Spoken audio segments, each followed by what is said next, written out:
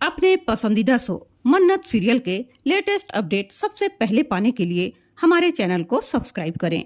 आज के एपिसोड की शुरुआत में दादी मल्लिका के साथ साथ घर के सभी लोगों को खुश होकर बुलाती है और सबके सामने मल्लिका और विक्रांत को गिफ्ट देती है।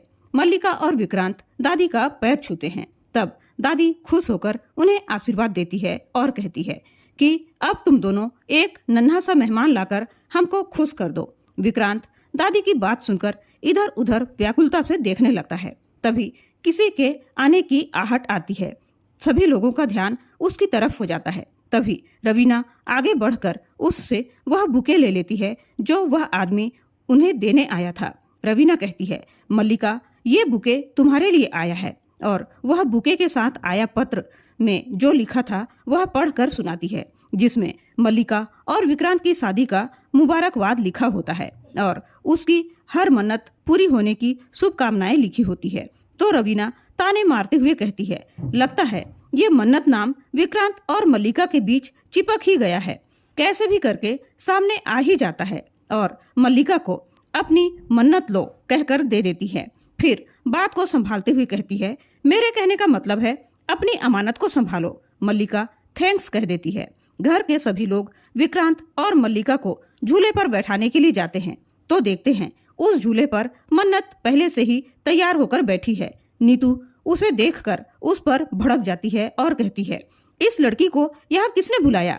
इसकी माँ तो कह रही थी कि हम बिना निमंत्रण के कहीं नहीं जाते, फिर ये यहाँ कैसे आ गई? मन्नत भी इस बात को क्लियर करते हुए कहती है, हाँ, मेरी माँ सही कहती है, जहाँ नहीं बुलाते वहाँ हम लोग बिल्कुल नहीं जाते, लेकिन जहाँ से बुलावा आए वहाँ तो जाना ही चाहिए ना, नहीं तो नाराज हो जाएंगे। मल्लिका भी गुस्से में आकर मन्नत से पूछती है, तुझे किसने बुलाया है यहाँ? ऐश्वर्या नीतू को समझाती है, ये मन्नत अगर हमारी आंखों के सामने रहेगी तो हम इस पर नजर रख पाएंगे, वरना पीछे से क्या कांड कर देगी कोई नहीं जान सकता। इसलिए इसे रहने देते हैं, क्योंकि मेरी मल्लिका की ये पहली तीज है। नीतू भी ऐश्वर्या की बात मान लेती है और सभी लोग मेहंदी की रस्म करने चले जाते हैं। मन्नत सबसे पहले मेहंदी का कोन उठाती है और अपने ही हाथों से अपने हाथ में मेहंदी लगा लेती है। वह अपने हाथ में M और V लिखकर विक्रांत के तरफ जाती है और गिरने का नाटक करती है। विक्रांत उसे तुरंत संभाल लेता है। मन्नत के हाथ में लगी मेहंदी M और V विक्रांत के हाथ में भी लग जाता है। सभी लोग पूजा करने बैठते हैं। पंडित जी मल्लिका से पूछते हैं, बेटा, ये तुम्हारी पहली तीज है और तुम्हें तो इसके बारे में पता ही होगा कि ये व्रत क्यों रखा जाता है। तब मल्लिका कह देती है, अपने पति के लिए रखते हैं। पंडित जी के साथ साथ घर के सभी लोग मल्लिका की ओर शॉक्ड होकर देखने लगते हैं। तब नीतू बात को संभालते हुए कहती है, बेटा मल्लिका, मैंने कल तुम्हें बताया था ना ये व्रत क्यों रखा जाता है, तो बताओ। लेकिन मल्लिका कुछ नहीं बोल पाती। तब मन्नत पूरे विस्तार के साथ बताती है कि ये हरियाली तीज का व्रत क्यों रखा जाता है। पंडित जी मन्नत की बात सुनकर बहुत खुश हो जाते हैं। तभी रवीना विक्रांत को ताने मारते हुए कहती है, अरे विक्रांत, ये क्या बात हुई? तुम्हारी बिजनेस पार्टनर को इस व्रत के बारे में सब कुछ पता है, लेकिन तुम्हारी लाइफ पार्टनर को कुछ भी पता नहीं है। तब दादी चिढ़ कर कहती है, हैरानी की बात तो ये है कि इसे तो सब पता है, लेकिन न तो इसका पति है न इसकी माँ का पति है। इसे तो मल्लिका से सीखना चाहिए कि रिश्ते कैसे बनाए जाते हैं। मन्नत भी कहाँ पीछे रहने वाली थी, वह भी ईंट का जवाब पत्थर से देती है। वह कहती है, रिश्ते बनाने से ज्यादा जरूरी है रिश्ते टिकना, जो सच्चाई और प्यार से बने हों। वो जीवन भर के लिए टिकते हैं। झूठ और मक्कारी से बनाए गए रिश्ते बाहर से भले ही चमकीले दिखाई देते हों, लेकिन अंदर से खोखले होते हैं। वक्त ही तय करता है कि कौन कहाँ रहेगा। इसलिए मैं आज यहाँ हूँ। सभी लोग व्रत खोलने की तैयारी करने लग जाते हैं। तब मल्लिका मन्नत से कहती है, अरे अरे, कहाँ चली? तुझे तीज के व्रत के बारे में बहुत ज्ञान है ना? तब तो ये भी पता होगा कि पति जब अपनी पत्नी को अपने हाथों से खाना खिलाता है तभी ये व्रत पूरा होता है। अब तेरा पति तो है नहीं, विक्रांत तो मेरा पति है, और तुझे कौन खाना खिलाएगा? विक्रांत तो मुझे ही खिलाएगा। अब तू जीत सकती है तो जीत कर दिखा, कहकर वह वहां से चली जाती है। सभी लोग झूले के पास जाते हैं।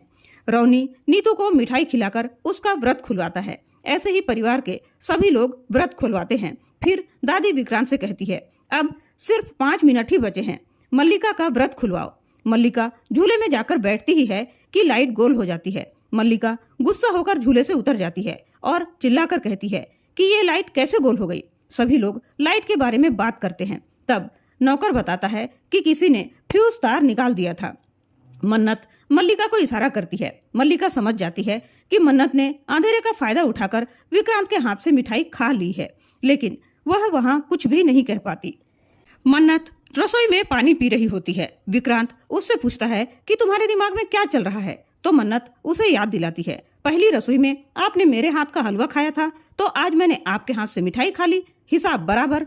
विक्रांत उससे बार बार पूछता है कि तुम क्या कर रही हो और क्या कहना चाहती हो। मन्नत कहती है, मैं सब बता देती, लेकिन मेरे पास सबूत न होने के कारण मैं कुछ भी नहीं बता पा रही हूँ। विक्रांत सोच सोचकर परेशान होता है कि मन्नत के कहने का क्या मतलब है, लेकिन वह कुछ भी समझ नहीं पाता। मल्लिका सभी को खुशी खुशी मिठाई खिला रही होती है। तभी कोई ऐश्वर्या राय सिंह का पार्सल लेकर आता है।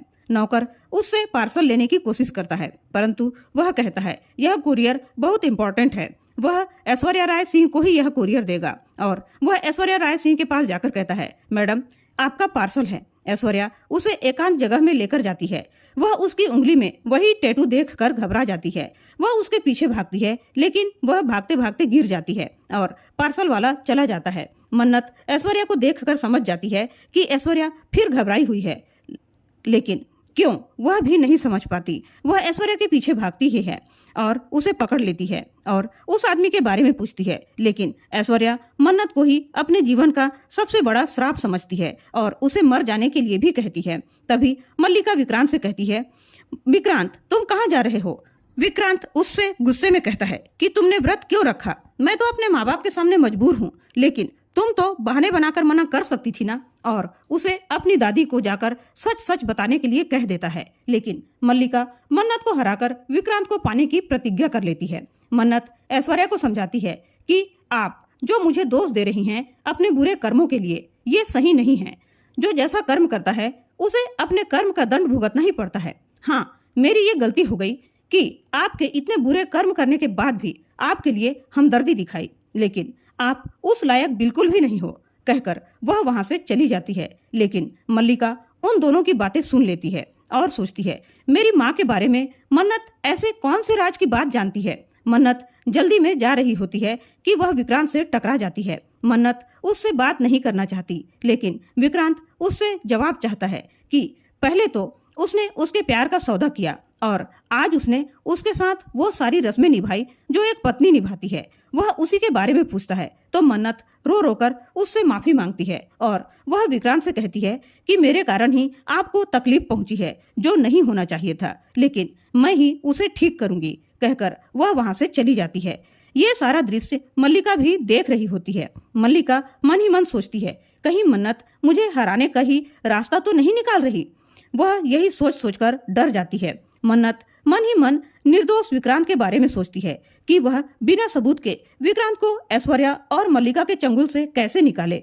उसे एक आइडिया आता है कि विक्रांत को बार बार ये एहसास दिलाना होगा कि वह मल्लिका से प्यार नहीं करता। मन्नत देखती है कि ऐश्वर्या इतनी कमजोर हो गई है कि वह सीढ़ियों से ऊपर भी नहीं चढ़ पा रही है, तो उसके मन में उसके लिए फिर से दया के भाव आ जाते हैं और वह उसकी मदद के लिए उसके पास जाती है, लेकिन ऐश्वर्या उसे अपने पास आने के लिए मना कर देती है।